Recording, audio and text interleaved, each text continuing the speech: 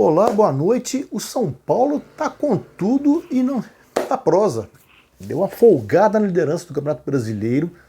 4 pontos sobre o Atlético Mineiro, ainda vice-líder. 5 sobre o Flamengo, que está um ponto atrás do Atlético. E assim como o São Paulo, com um jogo a menos. Então deu uma... E esse jogo a menos do São Paulo é na quarta-feira contra o Botafogo.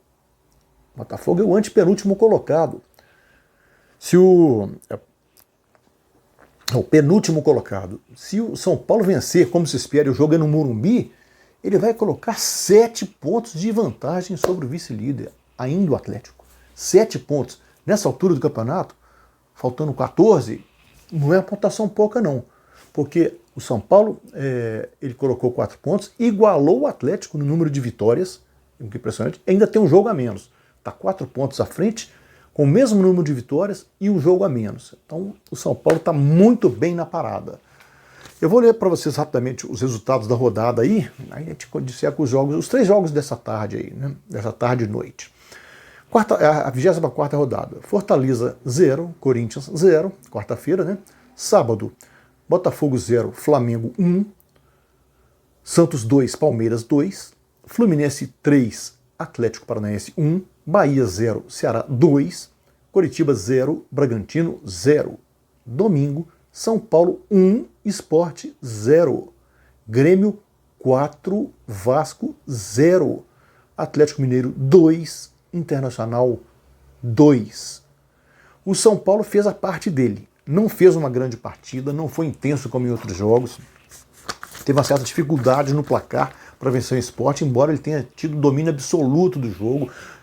Não correu risco praticamente, mas se ficar com 1-0 a favor, com um gol no primeiro tempo, você está sempre, não deixa de ter um certo, não digo risco, mas há um perigo de uma bola mal atravessada, mal atrasada, uma bola aérea, uma bola que bate no braço na área, ainda mais nesses tempos de VAR. Você não pode correr esse risco, e isso é risco, né? E ele correu isso aí, embora com a bola no chão, nas ações, ele tenha sido seguro, administrado bem, se defendido bem, não cometido erros, que é o mais importante. E ele venceu. E venceu, eu tenho certeza que o resultado do Atlético lá depois no Mineirão foi sob pressão do São Paulo. Ah, não tenha dúvida disso. Quando ele entrou em campo, ele estava 5 pontos atrás, né? O São Paulo teve uma dificuldade, mas fez um gol logo aos 3 minutos de partida.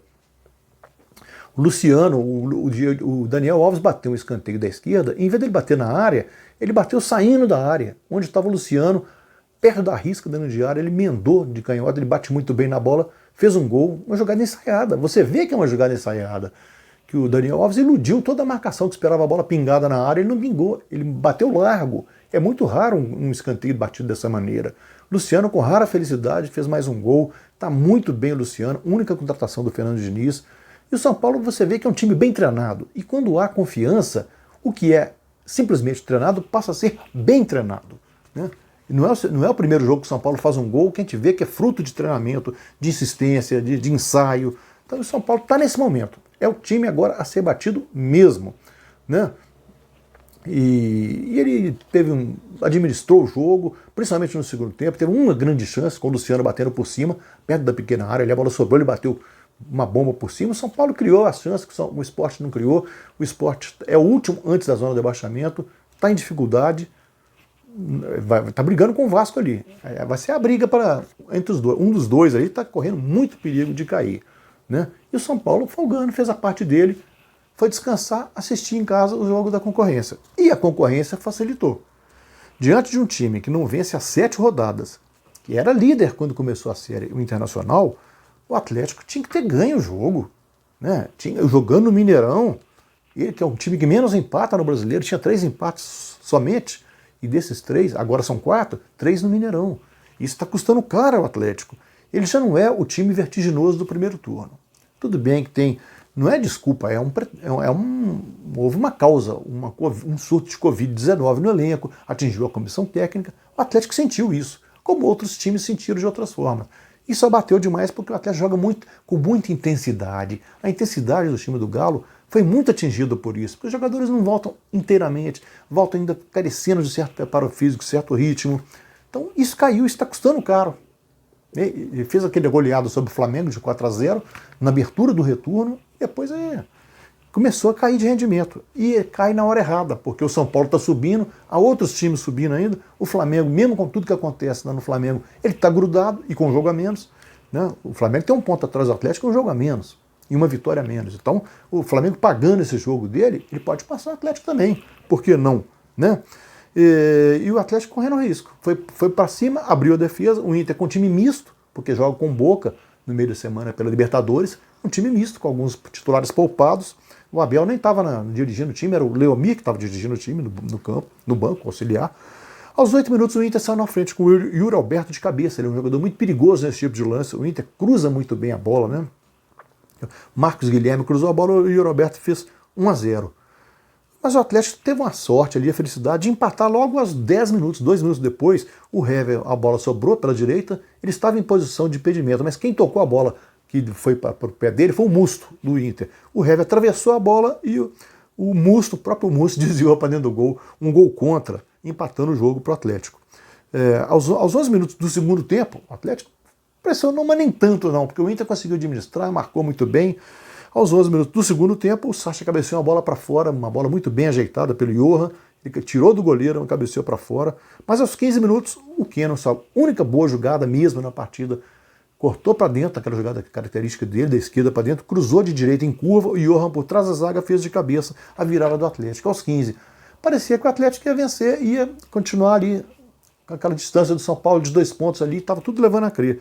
Mas aos 42 minutos, uma bobajada da defesa do Atlético. O Alan recuou mal a bola, o Hever foi dar um chute, a bola bateu na cabeça do Maurício, que tinha acabado de entrar. Maurício, aquele garoto revelado pelo Cruzeiro, que está no Inter.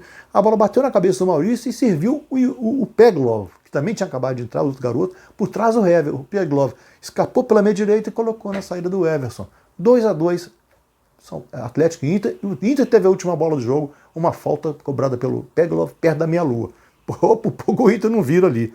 O Inter não vence a 7 rodadas, perdeu posições, está em 6º na tabela, mas o Atlético bobeia na hora que não podia. Está custando caro isso aí, está ficando difícil para ele sustentar esse sonho do título depois de 49 anos.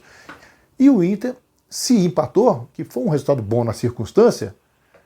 Por outro lado, ele caiu na tabela e permitiu a ultrapassagem do Grêmio. O Grêmio não só passou o Inter, como passou o Palmeiras, Santos e Fluminense, que é o 4º colocado. Passeou em cima do Vasco.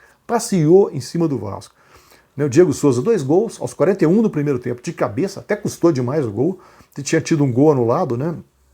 Aos 22 o Ferreira, no rebote do Fernando Miguel, mas o Vitor Ferraz, ele ajeitou a bola com o braço, a bola bateu no braço, foi meio no braço esquerdo mesmo, para baixo do ombro, né? O Diego Souza abriu o placar aos 41 do primeiro tempo, aos 7 do segundo, também de cabeça.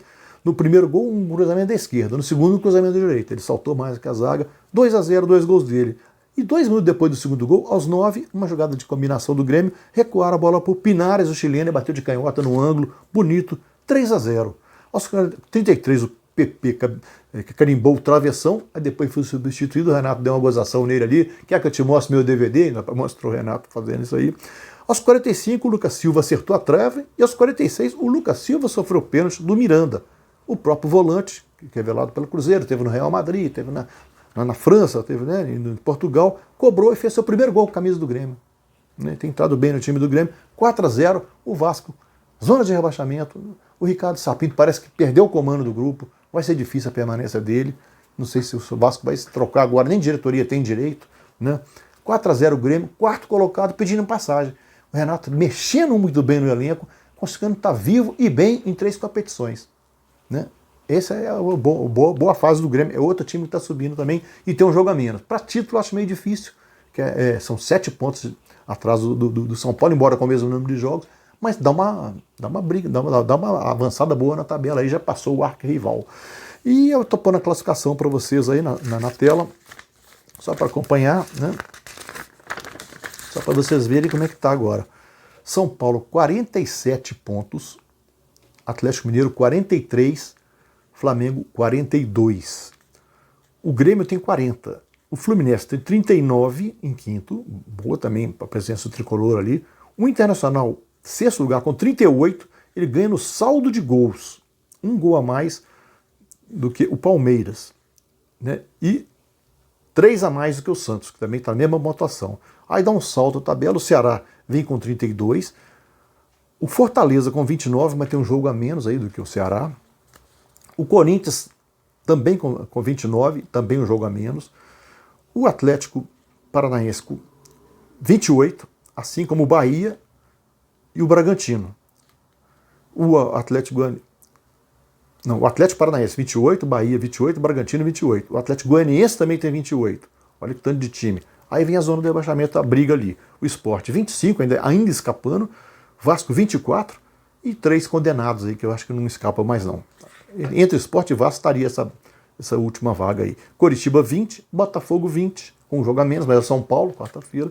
E o Goiás 16. Nessa segunda-feira tem Atlético Goianiense e Goiás. Se o Atlético Goianiense ganha, ele vai para 31, dá um salto para a primeira página e o Goiás se afunda de vez.